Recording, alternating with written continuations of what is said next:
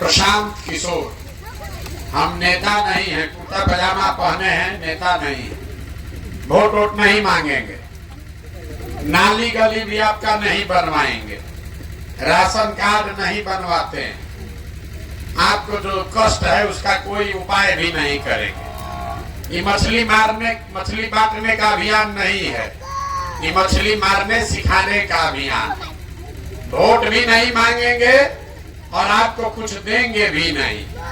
खाली 15-20 मिनट में गरीबी से निकलने का रास्ता बताएंगे।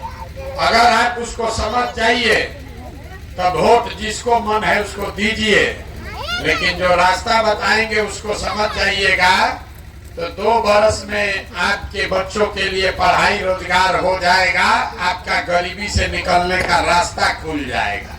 तो आप बताइए, नली गली का बात करें कि गरीबी से निकलने वाला रास्ता बताएं।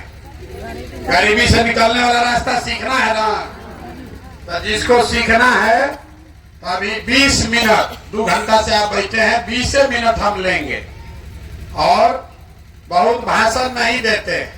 आपसे 4 गो सवाल पूछेंगे, आप उसका जवाब दीजिए और अपने से यहाँ से सीख कर जाइए कि आपकी गरीबी दूर कैसे होगी।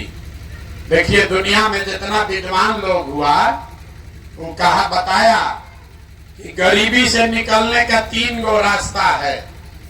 3 गो रास्ता है गरीबी खत्म करने का। पहला रास्ता है पढ़ाई, बाल बच्चा पढ़ लिख जाए, नौकरी मिल जाए, गरीबी खत्म। दूसरा रास्ता है जमीन। अगर आप पढ़े लिखे नहीं हैं, आपके पास जमीन हो तो खेती करके भी गरीबी दूर हो सकता है। और जिसके पास दोनों नहीं है तो तीसरा रास्ता है पैसा, पूंजी। अगर आपको कोई कर्ज भी दे दे, पूंजी पैसा हो जाए तो कोई ना कोई रोजी रोजगार, दुकान व्यापार करके आप अपना जीवन चला सकते हैं। अपने गांव में देखिए, जो नौकरी कर रहा है वो इसी बिहार में ठीक से जी रहा है। जिसके पास 10-20 बीघा जमीन है उसका भी बाल बच्चा ठीक से जी खा रहा है। आज जिसका दुकान दौरी है, बिजनेस व्यापार है, वो भी इतना गरीबी में नहीं जी रहा है। तो 3 गो रास्ता क्या है? नौकरी, खेती और व्यापार। नौकरी चाहिए तो उसके लिए पढ़ाई होना चाहिए। खेती से कमाई तब होगा जब आपके पास जमीन होगा, तबे ना खेती कीजिएगा। और रोजी रोजगार व्यापार अगर करना है तो पैसा, पूंजी चाहिए। जितना यहाँ आदमी बैठा है गांव में देख लीजिए, ज्यादातर आदमी के पास ये तीनों में तीनों चीज नहीं है। जो गरीब आदमी है उसके बच्चा के पास पढ़ने का सुविधा ही नहीं है। आपका बच्चा गया पढ़ने तो विद्यालय में पढ़ा नहीं, खिचड़ी खाया, रोड पर दौड़ा और चला आया। देखिए, सब लड़का आपका यहाँ कहाँ घूम रहा, कोई विद्यालय में पढ़ नहीं रहा। तो जब आपका बच्चा पढ़िए नहीं रहा है तो कोई एमएलए बने, कोई विधायक मंत्री बन जाए।